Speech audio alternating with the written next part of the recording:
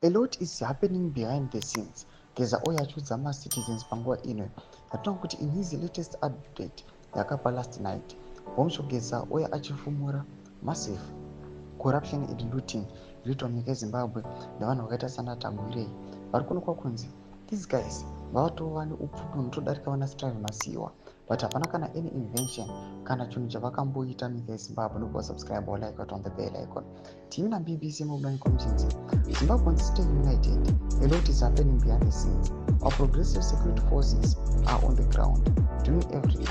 I want to assure you that there is a new government that is coming. Comrade Bombshell Geza ndo vari kutaura panguva ino achiti aiwa panguva ino there is new government iri kuuya, patirikuona kuti right now Bombshell Geza ari kuti aina security forces ake ari underway, ari kuuya panapa achinofambira nawo azi kuti mutungamiri wenyika panguva ino aiwa resign with immediate effect. Unoda kuti panapa is leading aiwa yevanhu varinyatsonekwa kunzi aiwa vane uori hwakanyanyisa.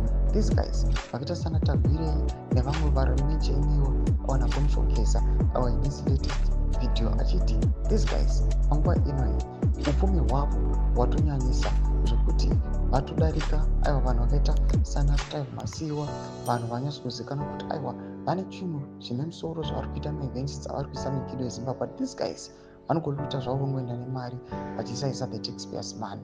Mashoko ari uya panapa, Bombshell Geza ari kuzama aiwa in his full capacity kuexpose the regime pamwe chete nekukula up for a new government, achiti his security forces aiwa ari kuzama nepanogona napo to denounce munakarwa. Tudze mavhuri aimuri kudii pamusoro pechitiko chena comment section medu. Subscribe or like and turn on the bell icon.